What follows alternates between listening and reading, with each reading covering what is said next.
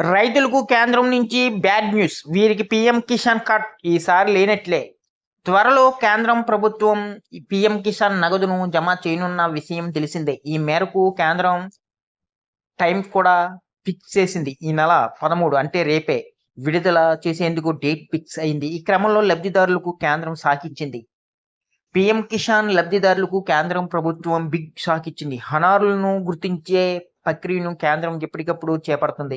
ఈ ప్రక్రియలో భాగంగా అనర్హులుగా తేలిన వారి పేర్లను లబ్ధిదారుల జాబితా నుంచి తొలగిస్తుంది. అందులో భాగంగా తాజాగా మరికొంతమంది పేర్లను కేంద్రం తొలగించింది. వీరిలో తెలంగాణ నుంచి 32,000 మంది లబ్ధిదారులు ఉన్నారు. ఈ వీడియోని ఎక్కడ స్కిప్ చేయకుండా పూర్తి వరకు చూడండి. అలాగే ఈ వీడియో గాని మీకు నచ్చినట్లయితే మీ ఫ్యామిలీ మెంబర్స్‌కి, ఫ్రెండ్స్‌కి షేర్ చేయండి. వాళ్ళకి ఇన్ఫర్మేషన్ యూజ్ అవ్వచ్చు. అలాగే ఒక చిన్న లైక్ చేసి మా ఛానల్‌ని సపోర్ట్ చేయండి. వీళ్ళు అక్రమంగా పీఎం కిసాన్ సాయం పొందుతున్నట్లు అధికారుల విచారణలో తేలింది. అందుకే లబ్ధిదారుల జాబితా నుంచి తొలగించారు. నిబంధనలకు విరుద్ధంగా వీరు గత కొన్నేళ్లుగా ప్రభుత్వం నుంచి సాయం పొందుతున్నట్లు తేలింది. అర్హత లేకపోయినా అక్రమ మార్గాల్లో లబ్ధి పొందుతున్నట్లు రీ-వెరిఫికేషన్ కార్యక్రమంలో అధికారులు గుర్తించారు.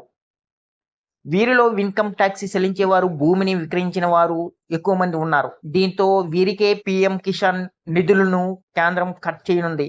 మార్చి 13న జమ కానున్న పీఎం కిసాన్ 22వ విడత సొమ్ము వీరి ఖాతాల్లో జమ చేయడం లేదని తెలుస్తుంది. 21 విడతలో 30.8 లక్షల అకౌంట్లలోకి కేంద్రం నిధులు జమ చేసింది. అయితే ప్రస్తుతం చాలా మందిని అనర్హులను జాబితా నుంచి రిమూవ్ చేయడంతో ఈసారి సంఖ్య తగ్గనుంది. అనర్హులపై ఫిర్యాదులు అందడంతో అధికారులు పరిశీలించి జాబితా నుంచి తొలగిస్తున్నారు. చాలా మంది తమ భూములను అమ్ముకున్న పీఎం కిసాన్ పొందుతున్నారు.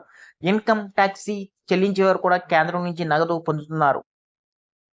ప్రతి సంవత్సరం ఫిర్యాదులు అందిన 10% మంది లబ్ధిదారులను కేంద్రం పరిశీలిస్తుంది. వారిని అనర్హులుగా గుర్తించి పీఎం కిసాన్ కట్ చేస్తుంది. ఇక 5 ఎకరాలు కంటే ఎక్కువ పొలం ఉన్నవారు, కుటుంబంలో భార్యాభర్తలు ఇద్దరు పీఎం కిసాన్ పొందడం లాంటివి చోటు చేసుకుంటున్నాయి. దీంతో కేంద్రం చర్యలు చేపడుతుంది. ఈ వీడియో గాని మీకు నచ్చినట్లయితే ఒక లైక్, సబ్స్క్రైబ్ చేయడం మాత్రం మర్చిపోకండి.